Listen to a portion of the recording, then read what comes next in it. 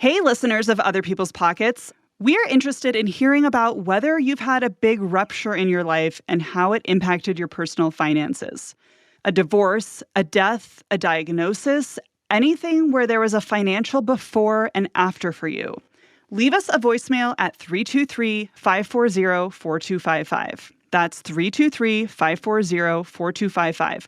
Or record a voice memo no longer than 5 minutes and send it to otherpeoplespockets@gmail.com.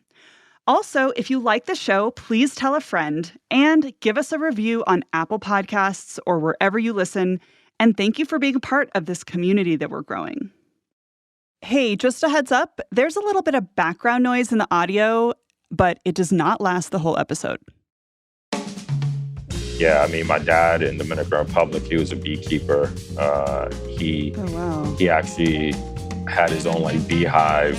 So Coss is a last name of the French man who certified my dad as a beekeeper in the Dominican Republic. He sold enough honey to bring my mom while she was pregnant with me over here. And that's where my name came.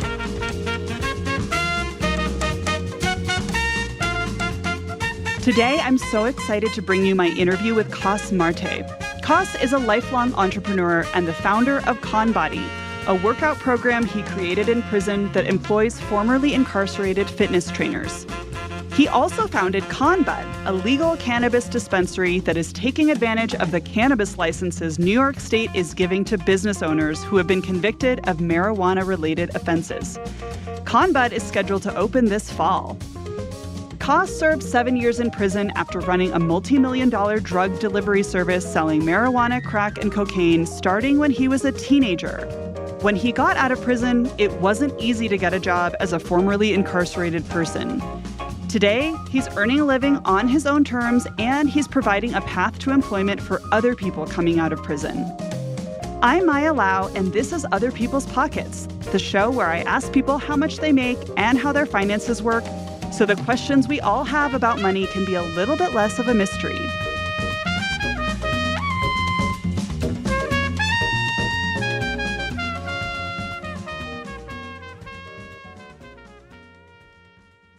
Coss, thank you so much for joining me today. No, I appreciate you having me. Thank you. So you have an amazing story. Can you just tell us a bit about your background? It's a crazy story. You know, I born and raised in the Lower East Side of New York City, and my mom came to this neighborhood in the mid '80s when she was pregnant with me, and we ended up here in this neighborhood that was extremely drug infested. You know, when people talk about the Lower East Side today, they don't really see that. They see a gallery, poodle walking neighborhood that is very artsy, and no one saw or could imagine, anybody that's young today could imagine how crazy it was back then. But I would describe it as like a sort of a little bit of a third world country. Burned down buildings. I would see drug lines down the block. People buying heroin in front of me, shooting up heroin in front of me, and so that was a normal thing for me. I didn't think, I knew it was bad because I would see people use, heroin and lean out and drop on the ground and see that it was not a good thing that they were doing. But, I was attracted to the individuals that were in front of the line who were handing out these drugs, and they were doing this right in front of my building. And so I saw them with the big chains, with the fur coats, and where Lower East Side is famous for our fur, mink, fox furs and things of that nature, because Orchard Street was where all the pimps and all that stuff and all the drug dealers used to buy their gator shoes back in the day. And so that was the avenue where everybody came to splurge. And so I would see this and I thought that was a success. I thought that was very attractive. And as my mom, was just hustling, trying to make it, she had 4 of us and she worked 2 jobs, sometimes a third hustle on the side.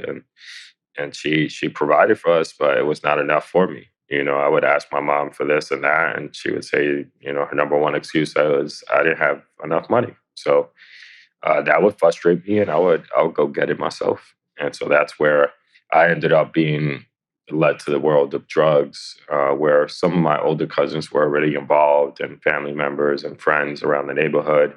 And at 11, I started smoking. At 13, I started dealing, and I grew it out to a multi-million-dollar drug business. Wow. And how much were you at the height? How much were you personally taking home every year, say? About $5 million in revenue. I was between my partner and I back then. We were profiting about $2 million. So how we would generate that money was basically we would buy a kilo would average around that time about $20,000. We would sell about a kilo a week, and we would generate about $100,000 off that kilo. It was a good profit margin, and the margins were higher because of the people that I marketed to and the different demographic of individuals that bought stuff from us. So you're saying you had like 5 million in revenue. You personally took home 2 million and your partner took home about 2 million. And then so that's a million that was like your overhead or Yeah, a million was my overhead. Mhm. What did that get spent on? I'm sure like you had employees. I think you said you had like 20 people working for you. Yeah, employees, but we were operating with a 24 pack. So what that meant was that each bag was a gram, each gram was $100, and that was like the minimum order. So each driver, would have a pack on them of 24. Out of that 24, they'll get $2,400, and so we'll take the 2,000, and the 4 bags for them would be their profit. And we had about 10 drivers on the road in 2 different shifts a day. So it was a 24-hour delivery service. We had drivers like sitting in different neighborhoods, whether it was like downtown, midtown, uptown, Brooklyn, Queens. So it was more of a borough thing. We did do stuff in the tri-state area, but mostly in the city. We made business cards. We wore suits. We started going up to random people, and we had cell phone services, nice cars. It was just like a real service. Most of the people that were selling drugs back then were fighting over a block. These corners that would generate a lot of cash. And it had their stamp on it. But we got out of our 4 corners and we started scaling.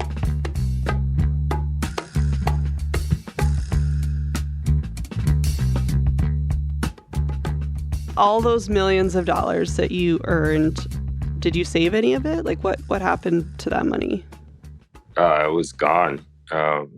My child's mom used a lot of it. She was not making money. I used it while I was incarcerated to survive, and that was it. And as I was making money, I was spending so much money. I had like the Louis and the Gucci's, and I had over 300 pairs of Jordan sneakers. But all my clothes, I actually donated it. So, can you talk about when you were growing up, how your parents viewed money? Um, hmm. I never had that question asked to me. I don't know how they really viewed money. I guess they were seeking it.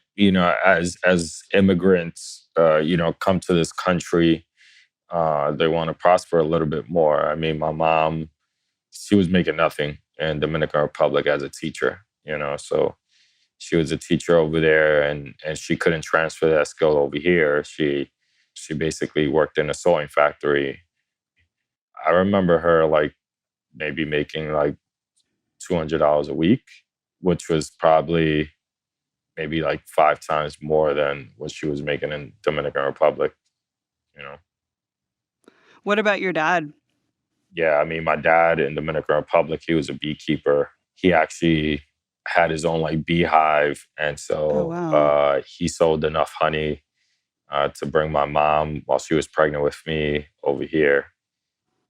I don't know how much beekeeping there is on the Lower East Side, but like, was he ever able to do that again? No, he never did it again. He never did it. I mean, he loves honey. My dad was illegal immigrant working in the back of a kitchen. He actually worked in the Tavern of the Green, um, Hmm. which is a famous restaurant in Central Park. And he said when the immigration ICE used to come in, he would have to like run up to the roof and like he'll be smoking a cigarette up there until they take employees out and arrest them, and he's gotten away with a lot and thanks eventually he became a citizen.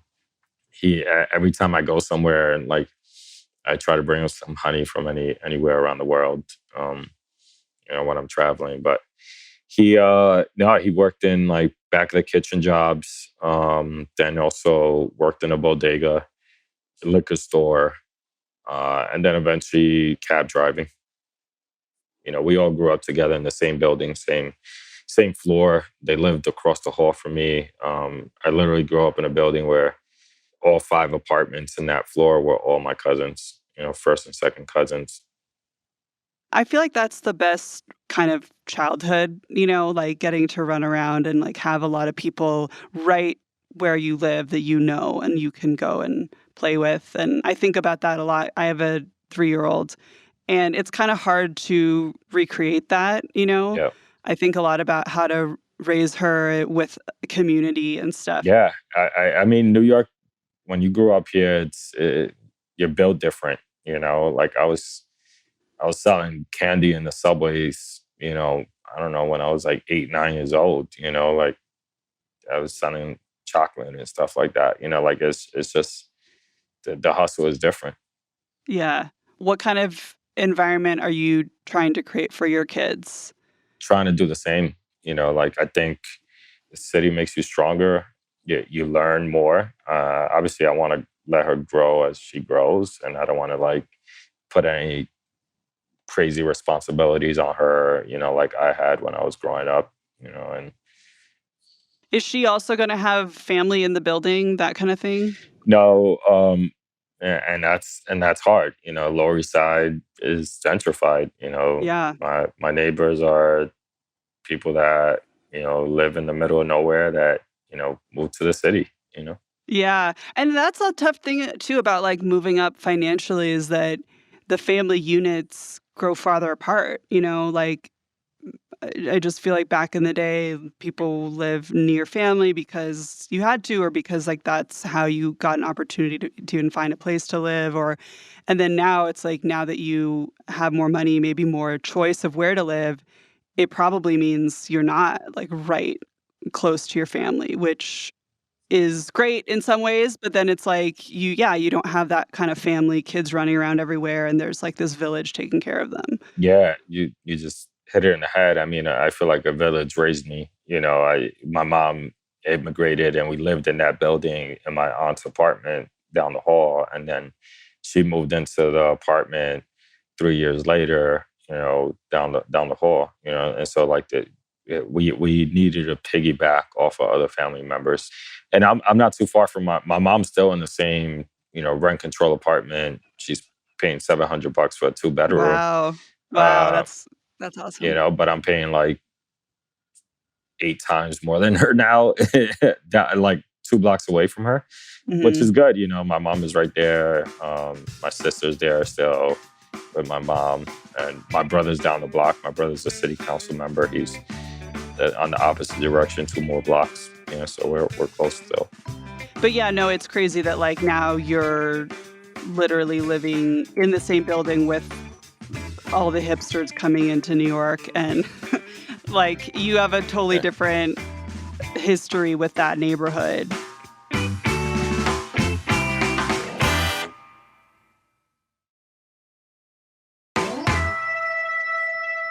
So you run Conbody, this workout program that's a prison style workout that you created, and then you're starting up Conbud.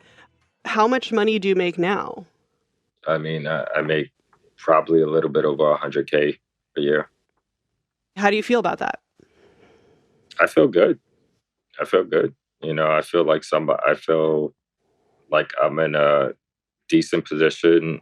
I make more money from other stuff on payroll, and that's what I paid myself a salary. And so I don't know. I feel satisfied that I could live well. I could provide something for my family, and know that I'm doing it legit. That I'm not gonna hurt anybody to be to get what I need or get what I want. And so I feel like I'm in a decent position.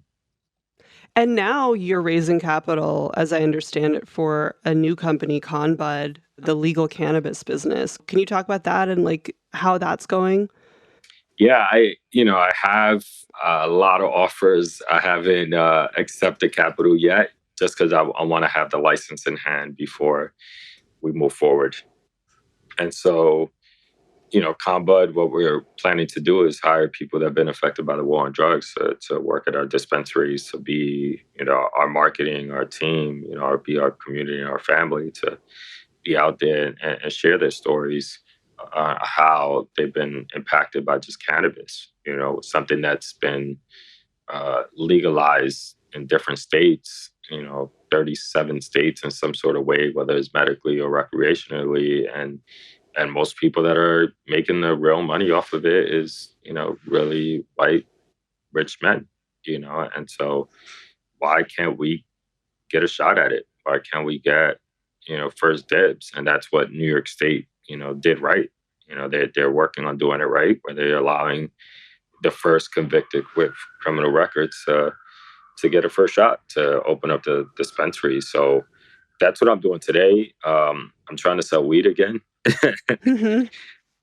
We'll see. We'll see. I should, I'm hearing that I might find out today. I might hear Oh, that I find out tomorrow, this week. I don't know, but oh, wow. they're going to make the announcement pretty soon, and so we'll find out. We'll find out if I could get back on the market. So what has it been like to actually try to get that legal cannabis license? It was not easy. It was a lot of paperwork that I have to draw up. I partnered up with two of I call them my cousins, but they're married to my first cousins, Alfredo and Junior, and they have successful businesses with bars and restaurants in the city. And so I went in with them just because I need a team. I need a C-level team that could help me manage this crazy business. And so I had to draw up a whole bunch of paperwork, with my criminal record. So I had to be convicted just for cannabis, and I've been convicted just for cannabis multiple times. And so I met the qualifications, and then also I have to show 2 years of a net profit on a real business. And so on Combody, I was fortunate enough to turn those net profits around, and most people don't report net profits because you got to pay more taxes. So yeah, I mean, so I was fortunate enough to be in that right position, to have employees on payroll. So I think I'm a highly qualified applicant. I was able to acquire a building in the Lower East Side. Right in front was the first time I got arrested for marijuana at 13, and so it would have been crazy if I could get that location. And Yeah. and I don't know. It could go back into a full circle, but my cousins actually purchased a building in the South Bronx, and so we have a pretty big building over there that we're looking to open up one of the dispensaries over there. So that's what we had to plan out. And then when they afterwards they announced that they're going to give the locations to these applicants. So there's 150 applicants that will get accepted for the first dispensaries in the whole state of New York, and they're going to provide them with a location and a build out. And so yeah, that's where we're at right now.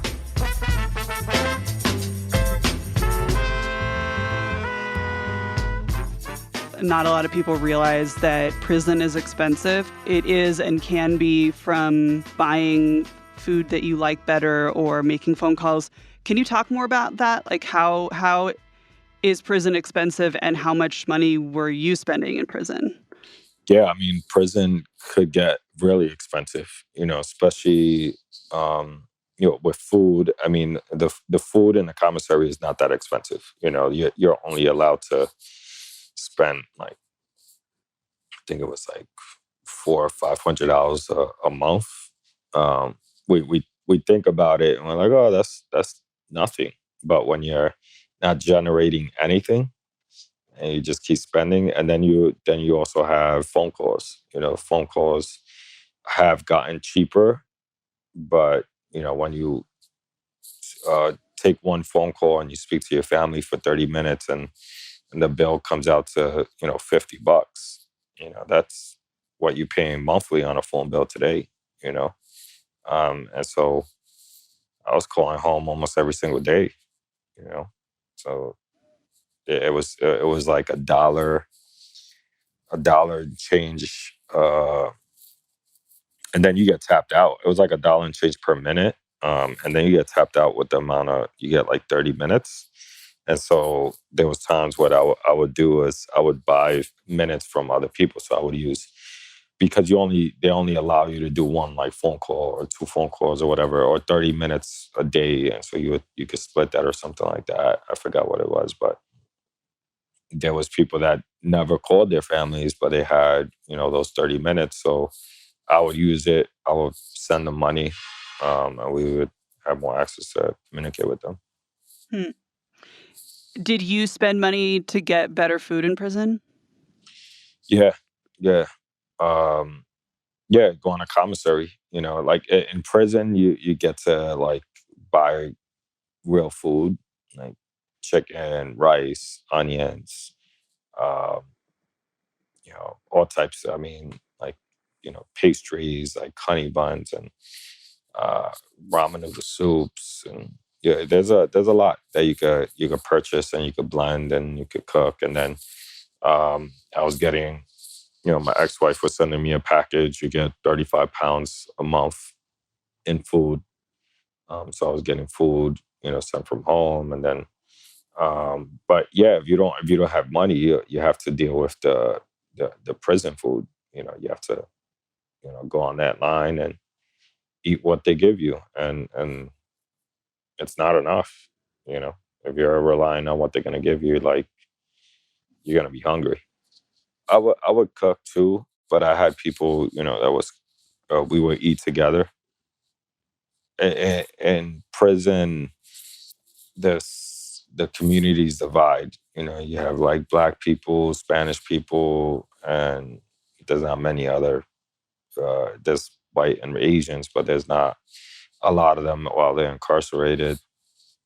So I was eating with maybe 5 to 10 Spanish people, and sometimes I would throw on a meal for everybody. And somebody would cook, somebody would wash the dishes, and that's how we did it. So how much money per month do you think you were spending in prison? On just food, maybe 1,000, but then on weed, there was times I was like spending maybe like $500 a day. I was literally smoking weed in my cell and locking myself in, playing Sudoku and listening to Hot 97. And I went through so many Sudoku books, and then playing like dominoes with the other inmates. And so that's recreational, like having time to like hang out and build that community. But it was an addiction as well. I was smoking a lot while I was in the streets. I was smoking like 2 packs of cigarettes a day. I was smoking like 50 blunts a day. So keeping up that habit was very expensive, but also you feel, I don't know, they call it like you have that monkey in your back. You feel like you need it. It's like when you feel like you need a cigarette. But yeah, I mean, that's how I felt like I needed it. And then also like when I got it, I felt relaxed and felt good.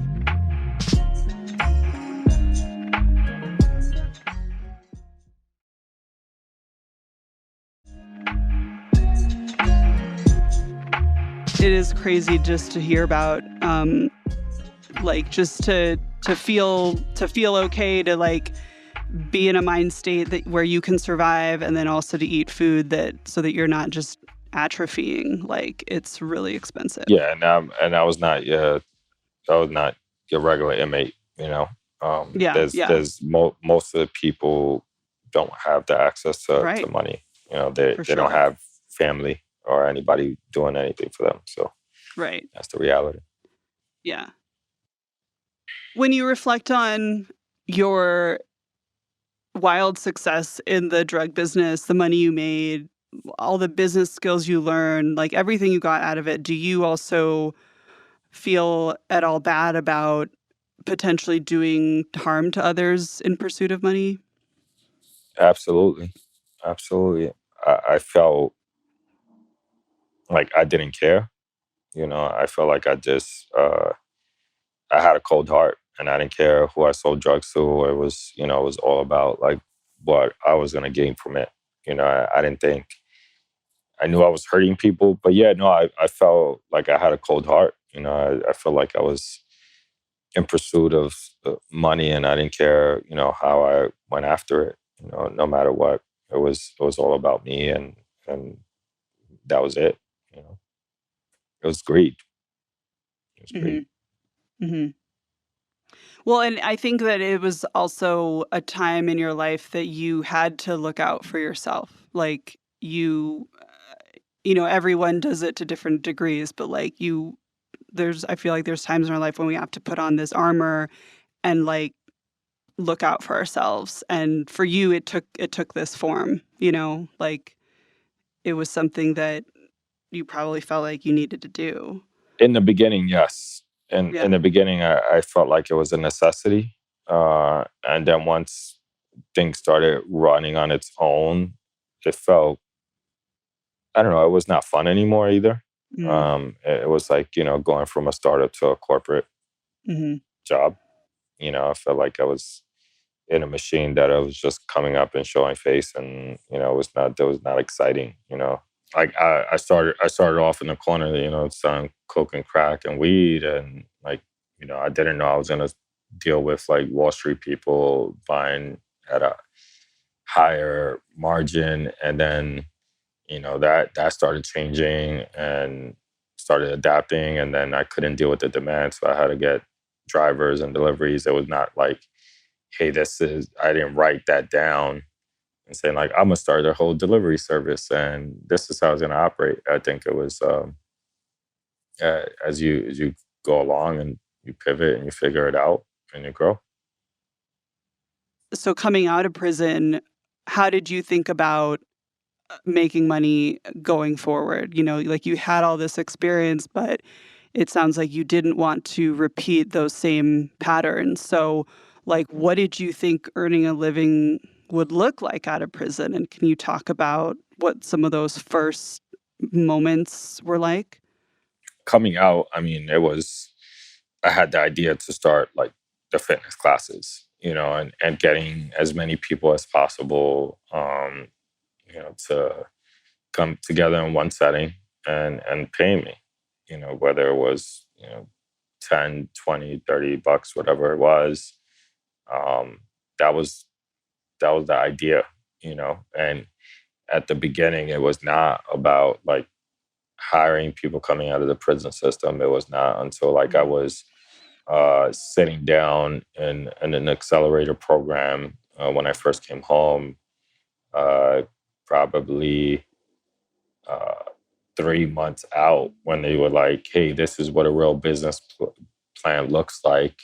What's your mission, vision, statement, values, and um, I had no idea what the hell that shit was, Hmm. until, I was like, oh, maybe this is the bigger picture. And so that's when I Right. started writing like my mission of hiring people coming out of the system and recreating and cultivating like a brand and putting together like a marketing strategy and things of that nature.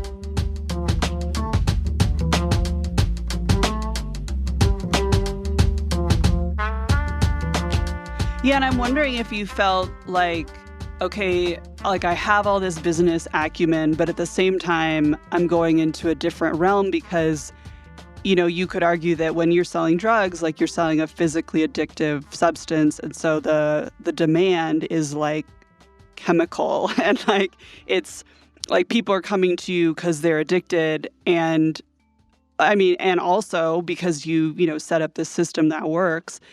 But when you're selling something else, I mean, fitness can be addictive, but generally is not quite as addictive as drugs. So like, I'm wondering if you thought about like, okay, so like, how do you sell something that people might just be like, like I did it once, I don't need to do it again, or just if you thought about that. Yeah, no, I think people, they are addictive personalities out there. There's people that come to the studio and work out with us every single day. And it has like that addictive touch to it, but not as much as like, hey, I tried my first, hit of crack and like now I want more and I want more. It's different. But the way I looked at it was not like to get more addicts involved. My idea was just like to give something more positive and more healthy to society. I felt like I was hurting people while I was in the streets, with the stuff that I was doing, and so I wanted to give back to society something more positive, more healthy. Well, tell me a little bit more about how, in some ways, you do see some similarity with people being addicted to coming into the gym every day. Like, it gives them something. Like, what is that? Is there that similarity between the desire to have a hot body and the desire to stay up all night doing coke? Like, do you see those similarities in the people coming in who do that? Yeah, I think vanity could be something that people, look at, and it's in our faces all the time with, watching Instagram and looking how people look, and then we, feel some type of way that we're not that perfect being that we see on our screens, and so we do see people addicted to wanting to reach perfection, and there's been a handful of people that have bought drugs from me back in the day that, work out with us, and they change their lives and they're not using anymore. And, so, yeah. What are your financial goals now?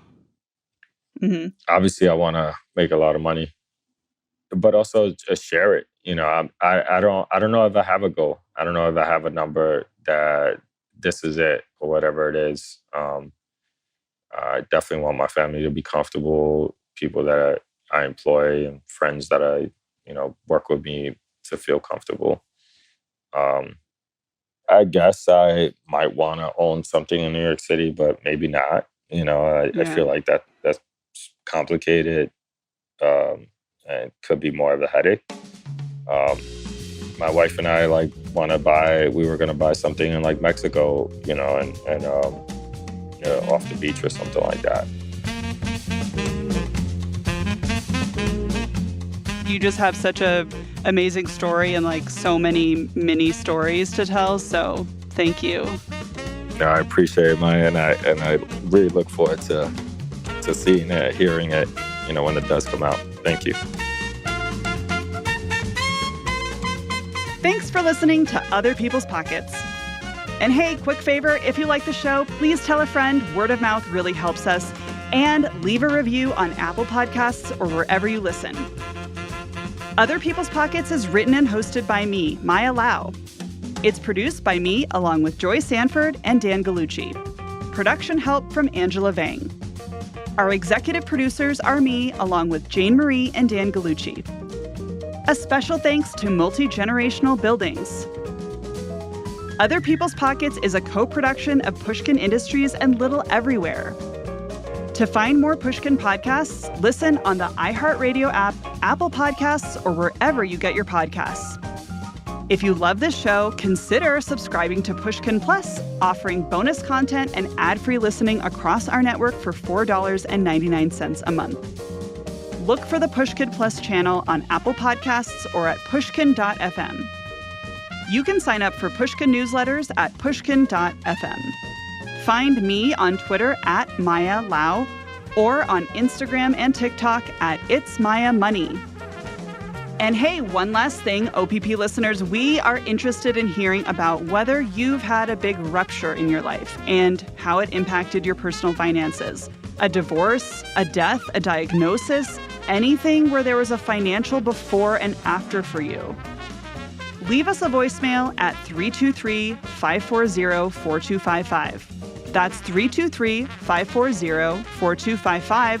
Or record a voice memo no longer than 5 minutes and send it to otherpeoplespockets@gmail.com.